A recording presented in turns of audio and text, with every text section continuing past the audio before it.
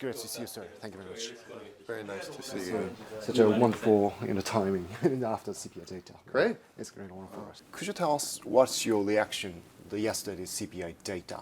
The stock market, rallied and the bond market rallied. What's your reaction? Our reaction was very positive. We continue to see both headline and core inflation cool down a bit. We expect that the disinflationary trend will continue. It may take a little bit of time to get down to the Federal Reserve's 2% target, but yesterday's report tells us that we continue to be on the right track, and actually the disinflation is relatively widespread. I'm not surprised that all the markets rallied off of the back of that news. So for the first time, CPI data did not come in higher than forecast. What does it mean? Well, it means that the policies that the Federal Reserve have put in place are working. They hiked interest rates by 525 basis points to a range of 5.25%, 5.5%. So they made the cost of financing the higher prices almost prohibited for businesses and households. In time, we would expect to see consumption fall, and that should moderate how quickly prices go up. They are beginning to moderate. When you combine that with the retail sales data, which is also soft yesterday, we're seeing the Fed's desired impact play out across the U.S. economy. I see. So do you mean it could justify that Jay Powell's dovish stance? It was seen that he's too dovish, and do you think that data justify his stance? I don't think he's too dovish. I think he appreciates that they've hiked interest rates a lot, that they've run down their balance sheet quite a long way with quantitative tightening, and ultimately both of those policies are slowing the U.S. economy and will bring inflation down.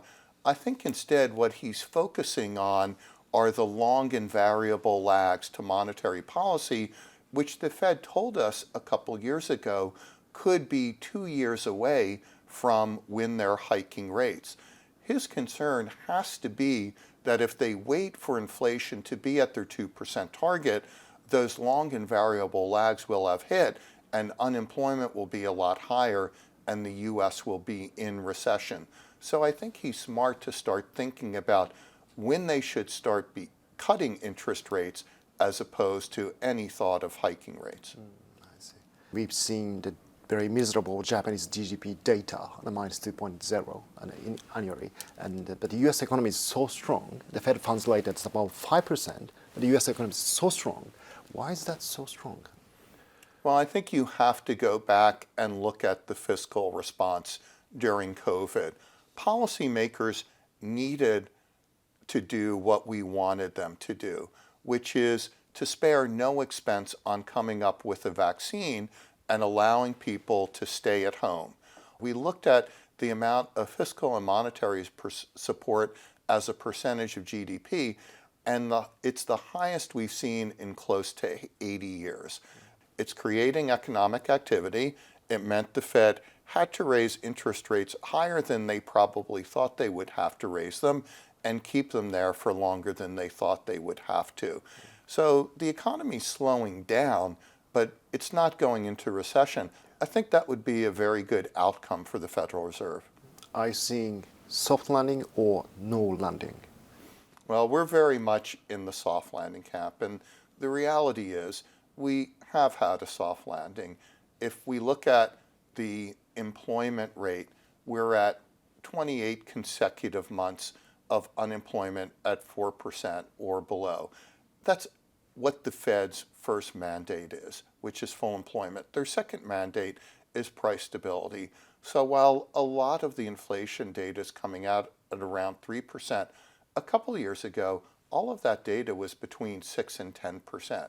So inflation has come down quite a long way. I think the Fed is delivering on both its mandates. I think they can take a little pressure off of businesses and households with rate cuts in September and December, and that will ensure a soft landing. The financial market miscalculated several times look back to last year, they expected the rate cut in the end of last year, but it did not happen. And then they expect the rate cut in the first half of this year, but it did not happen. Yeah, I think that's a very good point. That